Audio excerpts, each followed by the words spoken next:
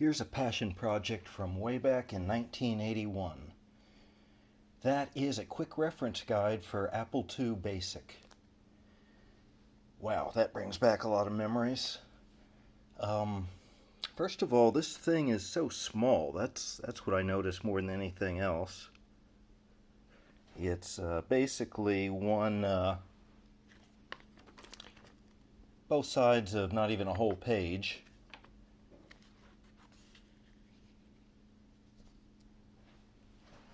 And to be fair, that's really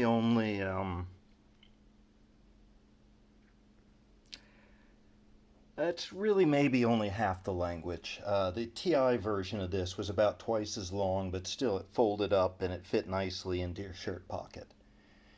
So I'm not going to go over this whole thing, but I did make a few notes of things some of these just bring back memories more than anything else. Now remember, I would have been about 10 when this stuff was new, so all math was kind of magic to me back then. But I hadn't even, some of these symbols I'd never seen before, like multiplication as a star, I think that was only on computers, and division as a slash.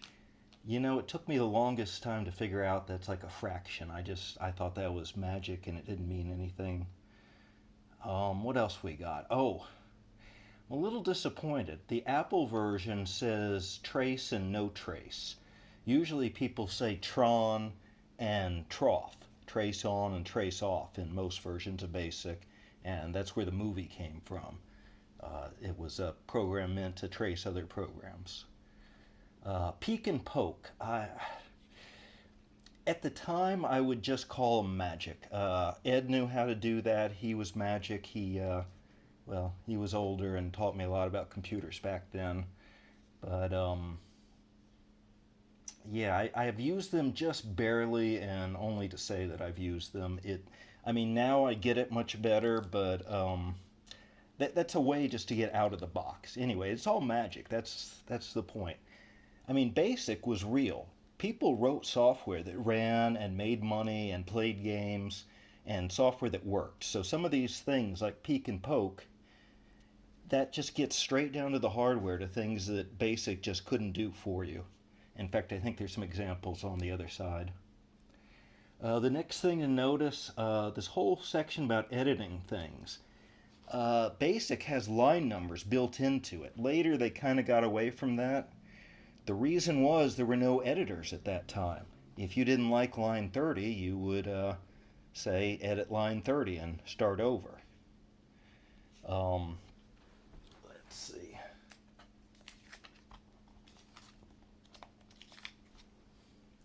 Oh, and this was even funnier. The Apple II had this totally arcane way of editing within a line.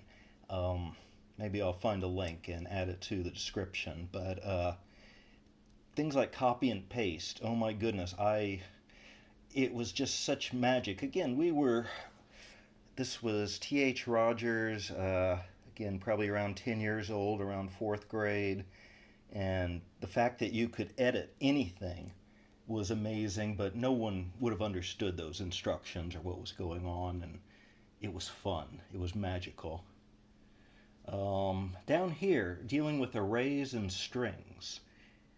Look how short those are. 3 letters, STR. You couldn't actually write the word string or length or dimension. There were just so few things back then. Arrays and strings were like, they were kind of amazing for their time. And that was the biggest thing that we had. So,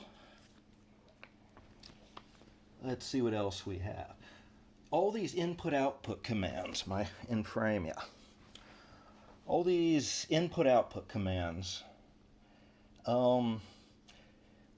This was basically a terminal. This was the black and white screen where you're basically you had to type everything. There was no mouse. There was a kind of not even a joystick. The joystick came later. Dial, paddle, that's what they called it. But yeah, basically you had to type, and it would say things like, where is it? Print. And you'd say something like, print, what is your name? And then you'd say input a string, and the person would have to type their name, and the program would just stop and wait. Wow, those were the days. Let's see. Oh yeah, I remember PR number 6. Once again, this is almost low-level stuff. You're telling it to go to port number 6 and do something. So you have to know which card is in which slot. And once again, they couldn't spell out the word port. And that one thing, though, PR number 6, that was just something we all knew because the machine booted into BASIC, and if you wanted to run something off the floppy, you had to tell it that. So think about that. Right now, it's sometimes hard to set up a new programming language on your computer. That was built in. That was the thing that came with it. Everything else was optional. So, yeah, wow. What else do we have? Flow control. Yeah, this will go to, of course, it's infamously bad, but definitely remember the 4 next loops. That was pretty cool that you could tell the computer to do something over and over, and kind of a shame that step went away. You don't see that much. And then I remember GoSub was even pushing my limits back then. That's if you know programming, that means to call a procedure, sort of, except that it was harder then. What else we got here? Let's see. Oh yeah, on GoTo, I kind of remember. Again, that's one of those things, I definitely understood it, but that was basically in programs that, I don't even know if Ed did those himself or if he copied them from a magazine. But again, this is, I mean, none of this really means anything now. It's, hopefully nobody has any code using any of this stuff. But, oh yeah, and once again, real code. There were things there like, what do you do on an error? Or what do you do, let's see, the TI one had errors, warnings, and info. And, those aren't simple. I don't remember ever seeing that sort of stuff in a class, but that's the sort of thing you need. And I know that I've used that, and it's, again, real things fail. All right, what else do we have here? The resolution. Low resolution mode was 40 by 40 by 16 colors. I was going to do the math, but I'll leave that as an exercise. Put your answer in the comments. How many megapixels is that? And I think there was some space at the bottom. Oh yeah, and what could you do? You could plot a single point or a horizontal or vertical line. And that's, and you could read a single point back. That was actually very important. Memory was limited back then, so you reused the screen memory all the time. Whatever was on the screen, you didn't have a copy of it. That was just what you used. All right, and yeah, the high-res mode has a little bit more. I think you could actually do a diagonal line. And let's see, an area of 280 by 160, and both of those had text at the bottom, which was kind of useful. And what else do we have here?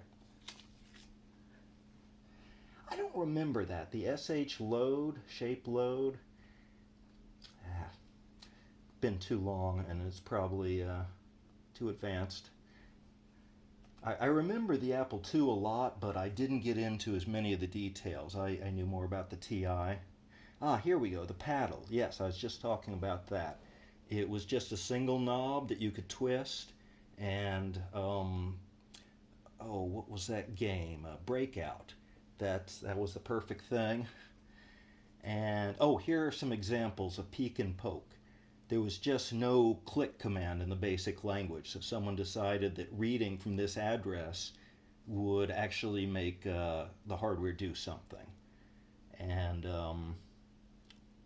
then you're reading stuff with peek, with this other peek. Just weird hardware stuff that just, again, there was just, no one ever did it better. Oh, and all of this stuff, any math that shows up here, I really knew well and way ahead of age group because I don't know, just there was some magic that this math was here and it meant something. I don't think I ever actually used a sign for much. Oh, you know what? There's no circle command, and with Ed's help, I made a circle on the screen. So yes, I probably did use sine and cosine just for that. Now I use them all the time, but I learned them way back then, and wow, brings back a lot of memories, random stuff. Yeah, these are useful things that well, that's about it. I haven't forgotten about those evil hard drives. I did some research on Amazon. One of these is called a destructor bar. I forget which, and that's what they recommend for things of this size. You know, I don't want to just destroy the hard drive. I want to kind of torture it. All right. Well, thanks for watching. Hope you enjoyed this trip down memory lane as much as I did.